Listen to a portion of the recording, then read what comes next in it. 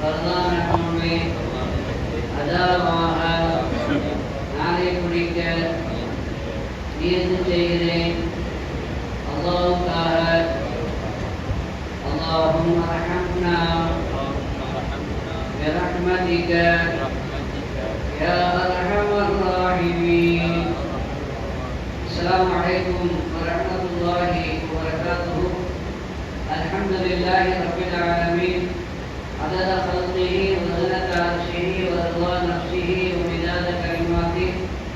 اللهم صل على سيدنا محمد وعلى آل سيدنا محمد وبارك وسلم عليه.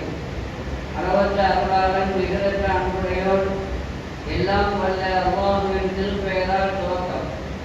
அல்லாஹுவை பயந்து நடந்து கொள்ளும்படி வாழ்வின் எல்லா நிலைகளிலும் தக்குவாவுடைய வாழ்க்கையை மேற்கொள்ளும்படி முதலாக எனக்கும் உங்களுக்கும் உபதேசம் செய்து கொள்கிறேன்.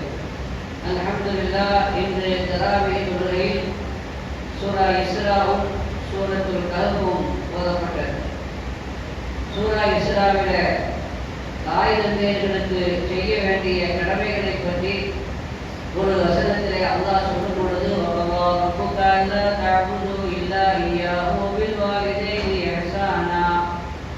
ரப்பு, உங்களது ரப்பு தீர்ப்பு செய்து விட்டார் அப்படின்னா ஜட்ஜ்மெண்ட் ஆயிடுச்சு. இதில் மாற்றுக்கிறதுக்கு இடமில்லை. என்ன தீர்ப்பு செய்தான்? அல்லாஹ் தஅபுது இல்லா இய்யாஹு, அவனை தவிர வேறு யாரையும் நீங்கள் வணங்கக்கூடாது. பில் வாலிதைனி இஹ்சானா, பெற்றோர்களுக்கு நீங்கள் பேருபகாரம் செய்ய வேண்டும். இம்மா யபுலகன்ன இந்தக அஹது இம்மா யபுலகன்ன கிபர அஹதுஹுமா அவ் கிலாஹுமா, உங்களிடத்திலே அவர்களில் ஒருவரோ அல்லது இருவரோ முதுமை பருவத்தை அடைந்து விட்டால் லா தகுலஹுமா உஃபின், உஃப் என்ற வார்த்தையை உதாசீனம் செய்யக்கூடிய சி என்று அதுக்கு சாதாரணமாக மொழிபெயர்ப்பார்கள். அதனுடைய அர்த்தம் சி அப்படிங்கிறதல்ல, விளங்குறதுக்கான சொல்லப்பட்டது. அதை விடவும் ஒரு குறைந்த, அவர்களுடைய அந்தஸ்துக்கு குறைவான, அவர்களை உதாசீனம் செய்யக்கூடிய அந்த சொல்ல கூட நீங்க என்ன செய்யக்கூடாது, சொல்லக்கூடாது. உலா தன்னஹருமா, அந்த 2 பேரையும் விரட்டி விடாதீங்க, வீட்டை விட்டு விரட்டிடாதீங்க. அவங்க அவங்களிடத்துல வந்து அவங்கள துரத்தாதீங்க. வகுல்லஹுமா கௌலன் கரீமா, அவர்களிடத்துல ரொம்ப கனிவான பணிவான பண்பான மரியாதையான சொல்லை நீங்கள் சொல்ல வேண்டும். வக்ஃபித் லஹுமா ஜனாஹத்துல், அவர்களிடத்துல பணிவின் இறக்கையை விரியுங்கள். வக்ஃபித் லஹுமா ஜனாஹத்துல், அவர்களுக்காக துஆ செய்யுங்கள். ரப்பி ரஹம்ஹுமா கமா ரப்பயானி ஸகீரா, இறைவா நாங்கள் சிறுவயதிலே இருக்கிற பொழுது எங்கள் மீது இரக்கம் காட்டினார்கள், எங்களை வளர்த்து ஆளாக்கினார்கள். அதை போல ரப்பே நீ அவர்கள் மீது இரக்கம் காட்டு, அவர்களுக்கு உடைய ரஹ்மத்தை பொழிவாயாக என்று நீங்கள் துஆ செய்யுங்கள் என்று அல்லாஹ் சொல்கிறார். இந்த வசனத்தில் அல்லாஹ்வுக்கு வணங்க வேண்டும் என்பதற்கு அடுத்து பெற்றோர்களுக்கு உபகாரம் செய்ய வேண்டும் என்று சொல்கிறார். இஸ்லாமிய ஷரியத்தில் அல்லாஹ்வுக்கு செய்ய வேண்டிய கடமைக்கு அடுத்தபடியாக செய்ய வேண்டிய கடமை பெற்றோர்களுக்கு நாம் செய்ய வேண்டிய கடமைதான். இங்கே உபகாரம் செய்ய வேண்டும் என்று சொல்கிறான். சூரத்துல் லுக்மானிலே அனுஷ்குருளி ஒரு வாரிதை, எனக்கும் நீங்கள் நன்றி செலுத்துங்கள், உங்களுடைய பெற்றோர்களுக்கும் நன்றி செலுத்துங்கள். அங்கேயும் தன்னையும் பெற்றோர்களையும் சேர்த்தே சொல்கிறார். என்றால் நாம் அல்லாஹ்வை வணங்குவதோடு அல்லாஹ்வுக்கு சுக்ர் செய்வதோடு நம்மை பெற்றெடுத்து வளர்த்து ஆளாக்கி அந்த பெற்றோர்களுக்கும் சுக்ர் செய்ய வேண்டும், அவர்களுக்கும் நாம் விசுவாசமாக நடந்து கொள்ள வேண்டும். இது கடமை என்பது இங்கே நமக்கு உணர்த்தப்படுகிறது. பெற்றோர்கள் என்று சொன்னால் அவர்கள் எந்த மர்த்தபாவிலே இருக்கிறாங்க அப்படின்னா, பெருமானார் ஸல்லல்லாஹு அலைஹி வஸல்லம் அவர்களிடத்திலே கேட்கப்பட்ட பொழுது ஒரு ஹதீஸ்ல ஒற்ற வார்த்தையில சொல்லி முடிச்சாங்க, ஹுமா ஜன்னத்து அவ் நார், அவங்க தான் உனக்கு சொர்க்கம் அல்லது நரகம் சொன்னாங்க. நீ அவர்களை பேண வேண்டிய விதத்தை பேணினால் அவர்தான் உனக்கு சொர்க்கம். முறையில்லாமல் அவர்களிடத்தில் நீ நடந்து கொண்டால் அவர்கள் தான் உனக்கு நரகமாகவும் உனக்கு நரகத்திற்கான காரணமாகவும் ஆகிவிடுவார்கள் என்று பெருமானார் ஸல்லல்லாஹு அலைஹி வஸல்லம் சொன்னாங்க. ஹதீஸ்ல வருது, பொதுவாக பாவங்களுக்கான தண்டனையை மறுமையில தான் கொடுப்பான். ஆனா துன்யாவிலேயே அல்லாஹ் தஆலா கொடுக்கிற தண்டனை என்னன்னா, பெற்றோர்களுக்கு யாரு நோவினை செய்கிறார்களோ தீங்கு செய்கிறார்களோ அவர்களுக்குண்டான தண்டனையை உலகத்தை நீ துரத்தினால் துரத்தப்படுவாய், நீ அவர்களை விரட்டினால் விரட்டப்படுவாய், நீ அவருடைய மனசை காயப்படுத்தினால் உனது பிள்ளைகளின் மூலமாக உனது மனம் காயப்படுத்துவார்கள், நீ தீங்கு செய்தால் உன்னுடைய பிள்ளைகள் உனக்கு தீங்கு செய்வார்கள். எனவே முதியோர் இல்லத்துல கொண்டு போய் சேர்க்கிறது முஸ்லிம் இல்லத்துல பெரும்பாலும் இல்லை. அப்படி நீ சேர்த்தால் அதுவும் மனைவியுடைய சொல்ல கேட்டு அதான் உலகத்தன்மா விரட்டாருங்க. அது அர்த்தம் என்னன்னா முதியோர் இல்லத்துல கொண்டு போய் சேர்க்காத அப்படிங்கிறத அதான் அன்றே சொல்லிவிட்டார். எனவே ஒரு பெரிய தலைப்பு தாய் தந்தையர்களுக்கு செய்ய வேண்டிய கடமைகளை குறித்து நாம நிறைய பேச வேண்டிய ஒரு விஷயம். ஆனால் இன்று எத்தனையோ சகோதரர்கள் தங்களது பெற்றோர்களை எந்த அளவிலே நடத்துகிறார்கள். பல பேர் நல்ல முறையில் நடத்தினாலும் கூட சில பேர் மனைவியை திருப்திப்படுத்துவதற்காக வேண்டி அவர்களை வீட்டை விட்டுமே வெளியேற்றக்கூடிய, அப்படியே வீட்டிலே இருந்தாலும் செல்லா காசாக, அப்படியே வீட்டிலே இருந்தாலும் அவர்களுக்கு எந்த மதிப்பும் இல்லாமல், அவர்களுடைய சொல்லுக்கு எந்த மரியாதையும் இல்லாமல் அவர்களை நடத்துகிற ஒரு கொடுமை, ஒரு கொடூரம் நாம் நடைமுறைகளை பார்க்கிறோம். அல்லாஹ் அவர்களையும் பாதுகாப்பானாக, நம்மையும் பாதுகாப்பானாக. வரலாற்றில் ஒரு படிப்படியான ஒரு சம்பவம் நடந்துச்சு. அப்பாசிய கலீஃபாக்கள்ல முந்தசிர் பில்லா என்று ஒரு கலீஃபா இருந்தார். அவர் ஒரு முறை தனது மஜ்லிஸை கூட்டினார். அந்த மஜ்லிஸில மிக விலை உயர்ந்த ஒரு விரிப்பை விரிங்க அப்படின்னு சொல்லியிருந்தார். அந்த அடிப்படையில விலை உயர்ந்த ஒரு விரிப்பு விரிக்கப்படுகிறது. அந்த விரிப்புல என்ன விசேஷம் அப்படின்னா ஒரு வட்டம் இருக்குது. அந்த வட்டத்துக்குள்ள ஒரு இளவரசனுடைய படம் இருக்குது. அந்த வட்டத்தை சுற்றி பார்சி மொழியில ஏதோ ஒன்று எழுதப்பட்டிருக்கிறது. இப்படி சிறப்பான ஒரு வித்தியாசமான ஒரு விரிப்பாக அந்த விரிப்பு அமைந்திருந்தது. அது விரிக்கப்படுகிறது. எல்லோரும் வருகிறார்கள், வந்து சேர்ந்து விட்டார்கள். அரசர் கலீஃபாவும் முந்தசிர் பில்லா அப்பாசி அவர்களும் அங்கே வந்து விட்டார். வந்து குருசியில சேர்ந்த உட்கார்ந்தாரு சிம்மாசனத்துல. எல்லாரையும் அவர் பார்த்துட்டு அவருடைய பார்வை அந்த விரிப்பின் மீது, அதிலேயும் குறிப்பாக அந்த விரிப்பில் இருக்கிற வட்டத்தின் மீது போனது. அந்த வட்டத்திலே இளவரசருடைய படம், அவர் தலையிலே கிரீடம் இருக்கிறது.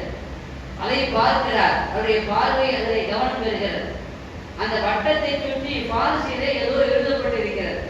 அங்கே வந்திருந்த ஒரு தலைவரிடத்தை கேட்கிறார், அங்கே என்ன எழுதப்பட்டிருக்கிறது என்று கேட்கிறார். அவர் முயற்சித்து பார்க்க படிக்க முடியல என்றார். வேறு சிலத்தை கேட்டு பார்க்கிறார். அங்க இருந்த எல்லா தலைவர்களையும் கேட்டு என்ன படிக்க முடியல அப்படின்னு சொல்லிடுறாங்க. உடனே தனது அடிமையை அழைத்து பார்சி மொழி தெரிந்த யாரையாவது ஒரு ஆளை அழைத்து வா என்று உத்தரவிடுகிறார். உடனே அந்த உத்தரவை ஏற்று அந்த அடிமை போய் கொஞ்ச நேரத்தில் ஒரு பார்சி மொழி தெரிஞ்ச ஒரு ஆளை கூட்டிட்டு வர்ற. அவர்கிட்ட கலீஃபா சொன்னாங்க, அதை சுற்றி எழுதப்பட்டிருக்கிற அந்த பார்சி மொழியை படி, அதுல என்ன எழுதப்பட்டிருக்கிறது சொல் அப்படின்னு. அவர் அதை பார்த்துட்டு சொன்னாரு, அமீர் மோமினின் அவர்களை ஒன்றும் எழுதப்படல, சும்மா பார்சிகளுடைய குற்றாலத்தனம் தான் அங்கு வெளிப்படுகிறது அப்படின்னு சொன்னார். நான் அதெல்லாம் கேட்கிறேன், அங்க என்ன எழுதப்பட்டிருக்குன்னு சொல்லு அப்படின்னு கேட்கிறேன். ஒண்ணும் இல்லையா அமீர் மோமின் அவர்களே, அதுல ஒண்ணுமே இல்லை, நீங்க தெரியக்கூடிய அளவுக்கு ஒண்ணுமே இல்லை. நான் தெரியக்கூடிய அளவுக்கு இருக்குதா இல்லையாங்கிறது நான் தீர்மானிக்கிறேன். பார்சி மொழியில் எழுதப்பட்டதுனால எனக்கு தெரியல, ஆனா அங்க என்ன எழுதப்பட்டிருக்கு நீ சொல்றியா அப்படின்னு மிரட்டு மாதிரி சொல்லிடுறேன் அப்படின்னு சொன்னார். அப்ப அந்த அவருக்கு அரபியில மொழிபெயர்த்து சொன்னாரு, ஆனா சேர்வா பின் கிஸ்ரா ஹுர்முஸ், நான் யாரு தெரியுமா, பாரசீகத்தினுடைய மன்னன் கிஸ்ராவுடைய மகன் சேர்வா. ஆனா கதந்து அபி, நான் என்னுடைய தந்தையை கொலை செய்து விட்டேன். ஆட்சி அவரிடமிருந்து பறிப்பதற்காக என் தந்தையை நான் கொலை செய்து விட்டேன். நான் கொலை செய்ததில் இருந்து பல எம்பி சத்தனத்தி, எனது அரசாங்கம் 6 மாசம் கூட தாக்கு பிடிக்கல என்று அதை எழுதப்பட்டிருக்கிறது. இதை பார்த்த உடனே அவருக்கு ரொம்ப அதிர்ச்சி ஆயிடுச்சு. அவர் 3 கலப்பு ஆயிடுச்சு. உடனே இங்க உள்ள போயிட்டார். அவர் ஏன் இங்க உள்ள போனாரு? கலீஃபா முந்தசிர் பில்லாவுடைய பதவி ஏற்றும் அவரும் கூட அவருடைய ஆட்சியும் கூட 6 மாசம் கூட நீடிக்கிறது. ஏன்னா அந்த ஆட்சியை கைப்பற்றுவதற்காக அவரும் தன்னுடைய தந்தையை கொலை செய்துதான் ஆட்சிக்கு வந்திருந்தார். எனவே தந்தையை கொண்டு ஆட்சிக்கு வந்த காரணத்தினால எவனும் நீடிக்க முடியாது, பதவியில அவன் தொடர முடியாது என்பது வரலாற்றில் ஏற்கனவே பொறிக்கப்பட்டிருக்கிற அந்த வாசகம் நம்முடைய சூழ்நிலைக்கு பொருந்துகிறதே. நமக்கு என்ன ஆகுமோ என்று அவர் நினைத்தார், கவலைப்பட்டார். அதே மாதிரி அவருடைய ஆட்சியும் 6 மாசத்திலே முடிவுக்கு வந்து விட்டது. இதுல நமக்கு தெரிய வேண்டிய விஷயம் என்னன்னா, தந்தைக்கு பெற்றோர்களுக்கு நாம் செய்ய வேண்டிய கடமைகளை நாம் செய்ய தவறினால் சில சமயத்தில் அதனுடைய பாதிப்பை இந்த உலகத்திலேயே பல சமயத்தில் இந்த உலகத்திலேயே பெற முடியும். நமக்கு கிடைத்த அந்த பதவி பறிபோய் ஒரு குறிப்பாக இஸ்லாமிய சரியத்தில் இன்னைக்கு நிறைய பெற்றோர்கள் அவர்களுக்கு சொத்தை அபகரிக்கிறதுக்காண்டி கொலை செய்யறாங்க. ஆனா இஸ்லாமிய சட்டப்படி தந்தை தாயை கொலை செய்தா அந்த கொலைகாரனுக்கு சொத்தை புத்தி கிடைக்காது.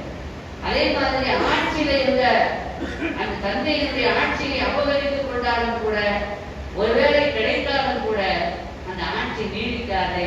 தந்தை தாயினுடைய சாபம், அவருடைய மன வருத்தம் இந்த உலகத்திலேயே பிடிக்கும் என்பதை இந்த வரலாற்று சம்பவம் நமக்கு தெளிவுபடுத்துகிறது. ஷேர்வா, நான் பொருளுடைய மகன் கிஸ்ரா, பாரசீக சாம்ராஜ்யத்தினுடைய சக்கரவர்த்தி கிஸ்ரா. உலகத்தில் 2 சக்கரவர்த்திகள் இருந்தார்கள். ஒன்று ரோமாபுரி ராஜ்யம், இன்னொன்று பாரசீக சாம்ராஜ்யம். 2 தான் அந்த காலத்தில் மிகப்பெரிய வல்லரசு. அந்த வல்லரசுல ஒருவன் தான் கிஸ்ரா. அந்த கிஸ்ரா அவனுடைய மகன் தான் ஷேர்வா.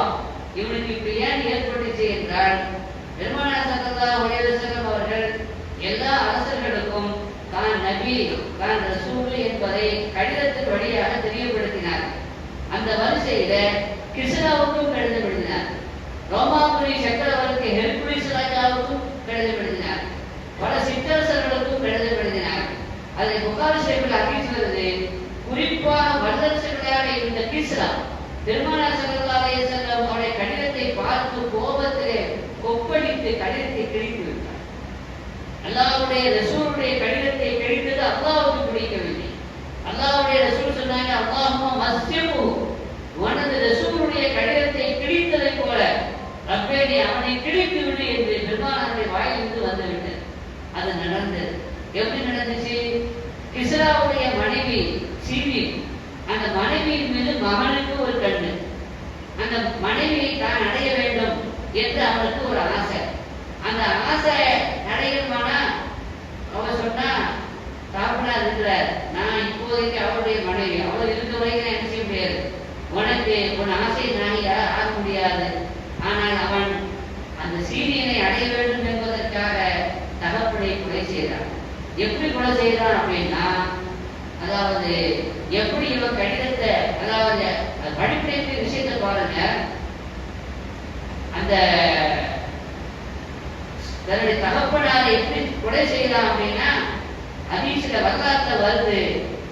அதாவது கத்தியால குத்தி, வயிற்றுல குத்தி கொலை செய்தார்.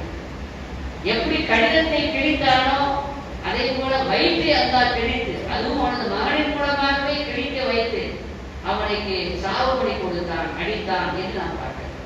அவன் என்ன பண்ணான்?